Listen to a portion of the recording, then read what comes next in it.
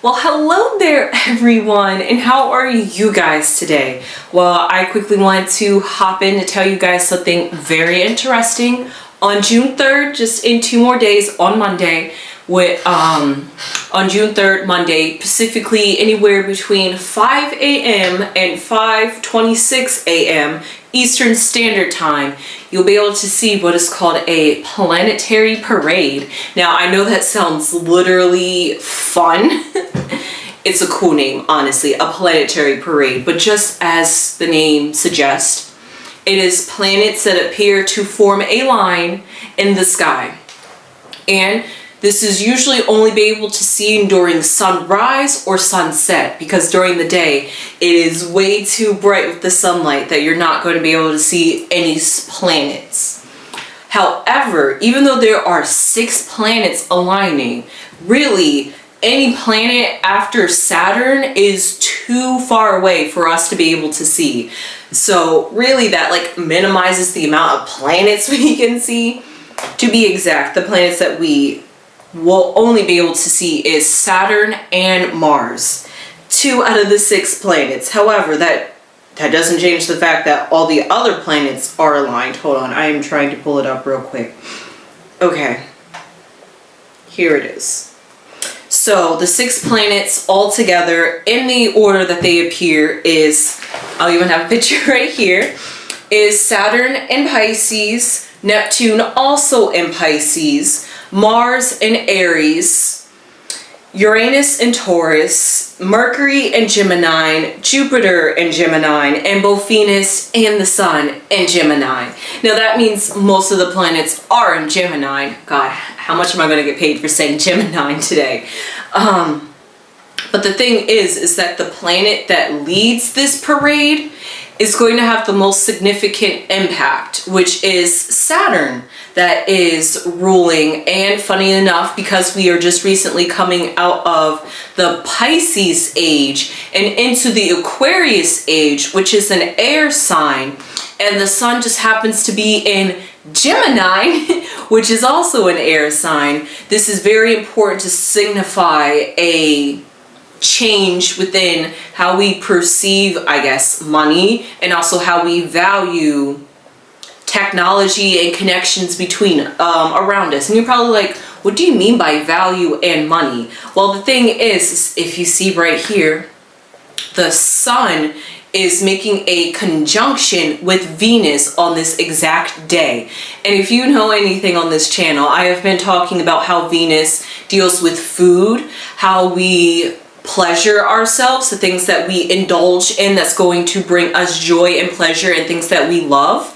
But also Venus represents the things, because Venus is because Venus is conjuncting the sun.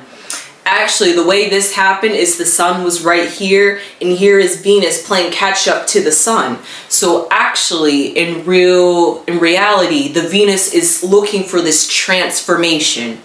And they actually call this is what's called a full moon Venus, or a full Venus, because of the way Venus is positioned in the solar system, because it just happens to be opposite of the sun and opposite of the earth. It's in its full glory, like a full moon. And if Venus was in between the sun and the earth, then therefore we technically, either way, we're not going to see Venus in this case, because the sun's just way too bright and it's going to consume Venus. But when Venus re-emerges from the sun's consumption, it's going to be a brand new Venus. And something else that I had not quite talked about, which was a new cycle has begun, which is called the Jupiter-Uranus conjunction, which happens every 14 years. And it happens in different signs. It just happens to start in Taurus, which is very Venus friendly. It's actually the home of Venus. So when this happened, Venus was also in Taurus as well. But it wasn't in there with the Jupiter and Uranus conjunction. But that's besides the point. Jupiter and Uranus and Taurus basically meant a redistribution of money, and basically how we work with money or associate ourselves with money. I know it's really are just like money. Taurus is about earth, financial things, financial possessions, material things. And Jupiter represents abundance and also giving things, and also how to open up more doors and have more options. And then Uranus represents that sudden change. Let's shake it up, you know, let's go out with the old and bring in the new. So this is actually very fitting because we see the side effects. We see how money, anything material, let's just keep it as that. Anything material, we are going to be changing how we value it, how we interact with it, maybe how we spend it, or maybe even how we not spend it, or how we consume something or media, anything. But really okay, hi guys, sorry, baby Crone here in editing real quick. It is bothering me that I never acknowledged the fact that you can see Pluto in the chart. And the reason why I never acknowledged Pluto, because really Pluto really is leading this train. But the thing is Pluto, by technicality to NASA, is not a planet. So therefore, they do not include Pluto when talking about a planetary parade. All right, thank you. Hope you're enjoying the video. Oh, also, Pluto is very important. The fact that it, in technicality, in astrology, is leading this train has huge significance in the age of Aquarius that we're in. Okay.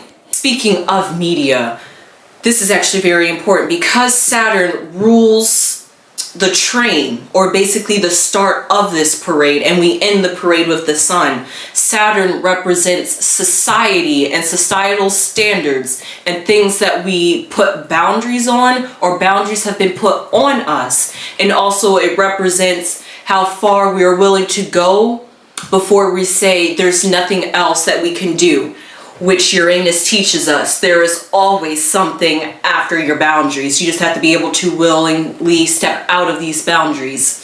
And what's also fascinating, the fact that Saturn is ruling, or like the overseer of this parade, is the fact that it literally confines the boundaries, because it starts in Pisces and ends in Gemini. So that means there's planets in Pisces, Aries, Taurus, Gemini. As you see, there are nothing else in these planets or houses or zodiac signs. And for that, there is a cosmic focus of the energy of really going back to the primals, because Aries, Taurus, Gemini has to deal with, if you think about it in the houses sense, they all have to deal with our primal instincts, how we assert ourselves in reality, how we work with things in our reality, how we communicate to other people in our reality. Pisces has to deal with the subconscious in our bodies, in this current reality. So because of that, it is really important. And like I said, this happens June 3rd, just in a few days. And it's not like as soon as this happened, boom, we're going to be feeling this energy. You can feel this energy now. At least I feel like I've been feeling this energy recently. And you're going to be feeling it afterwards. And like I said, this Jupiter-Uranus conjunction that happened in Taurus, which is the sign of Venus, this 14 years is going to be another 14 years. So that means the next 12 years or so, we're going to be feeling this effect of this Taurus energy, really. And this is what I also find interesting. There was a planetary parade when there was a solar eclipse this year on April 8th in Aries. Keep that in mind. When we had a solar eclipse, a time of transformation and renewal, especially for here in America, because this is our last solar eclipse that we were supposed to have for the next 20 years. 20 years is a little bit longer than 14 years. You're seeing the pattern here? There's something very important going here, especially on American soil. Furthermore, I would like to talk about the fact that also, some of the things, as you'll see on this chart, I did not mention because they are asteroids or planetary mathematical points that are planets, so therefore they're not going to be visibly seen. And that happens to be the North Node and Chiron. North Node just happens to be based off of where the sun and moon are positioned, and Chiron is the wounded healer. And Chiron was very important because during our solar eclipse, also for here in America, well, we had our solar eclipse, but also in just a few months when it's July 4th, we're going to be feeling our Chiron return twice now. So really, Chiron in Aries is very important for us, and we are being headstrong. We are tackling these wounds that we feel in us, because in order to move forward, in order to grow, you have to patch up these wounds. And yes, you might have put a temporary band-aid on it and it's like everything's fixed now. But really, if you don't go inside, if you really don't do the soul work in that sense, you're still going to be like held back, because those themes are going to rear their ugly head again until you confront them. And I'm not saying that everybody's going to be facing their demons. No, not at all.